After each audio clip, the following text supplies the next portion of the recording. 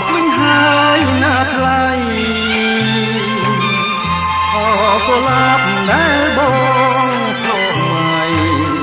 តាថ្លៃនៅទីណាបងត្រឡប់មករកពេល10ឆ្នាំផុតទៅហើយស្ងួនអន្តេសាចង់ជួបមុខអូនតើអូនល្អយ៉ាងណាទៅស្រីបងលឺតែគេប្រាប់ថាស្រស់ជីវ៉ាអូនអនបីអូននេះល្អជាផ្កាចំបៃ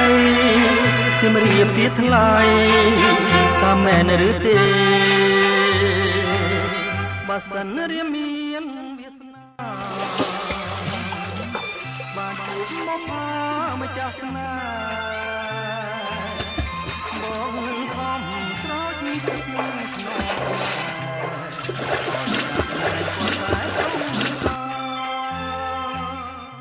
៍បងប្អូនដឹងទេឃើញខ្ញុំហែទឹកហ្នឹងក៏ប៉ុន្តែខ្ញុំមិនចេះហែទឹកទេដោយសារតែវារាក់ទៅខ្ញុំក៏ហែមករៀនហែប៉ុន្តែបងប្អូនដឹងថាប្រយោជន៍នៃការហែទឹកហ្នឹងជួយដល់យើងសុខភាពដល់យើងដូចមិនដាច់ខ្លះទេជួយដល់សួតរបស់យើងឲ្យដំណើរការល្អកាយសម្បទានវិស័យកសោរបស់យើងហ្នឹងគឺមានន័យថាវាល្អវារត់ល្អរត់ឈាមបានល្អហើយឥឡូវហ្នឹងខ្ញុំហែទឹកហ្នឹងគឺខ្ទង់ម៉ោង6កន្លះហើយជាពេលវេលាមួយដែលអ្នកទាំងអស់គ្នាក្រៅពីគេមកជាពេលវេលាមួយដែលសមស្របនឹងការហាត់ប្រាណបញ្ចេញជាតិពុលហ្នឹងហើយនៅរីសតដែលមានទេសភាពដ៏ស្អាតហើយ relax អារម្មណ៍មែនតើអញ្ចឹងបងប្អូនសាសហែទឹកការហែទឹកជួយដល់សុខភាពបានប្រយោជន៍ជាច្រើនសម្រាប់សុខភាពពិសេសសម្រាប់បងប្អូនដែល stress នឹងការងារ office ឬក៏ការងារអ្វីជាក់ស្ដែងឲ្យជួយសុខភាពជួយដល់កាយសម្បទានយើងជាច្រើនបងប្អូនខ្ញុំមកនេះគឺខេត្តបាត់ដំបងហើយបងប្អូនដឹងទេខេត្តបាត់ដំបងមានភ្ញៀវទេសចរជាច្រើនហើយមានទីសម្បូរដោយផ្ទះចាស់បុរាណជាវប្បធម៌ដូនតាអរិយធម៌មែនតើ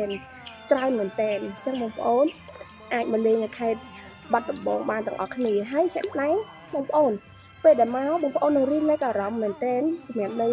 ទេសចរនៅខេត្តបាត់ដំបងនេះសម្រាប់ខ្ញុំរូបខ្ញុំផ្ទាល់ខ្ញុំពិតជាសប្បាយចិត្តមែនតើដែលមកខេត្តបាត់ដំបងហើយខ្ញុំនឹងសង្ឃឹមថាខ្ញុំនឹងអាសាមកទៀ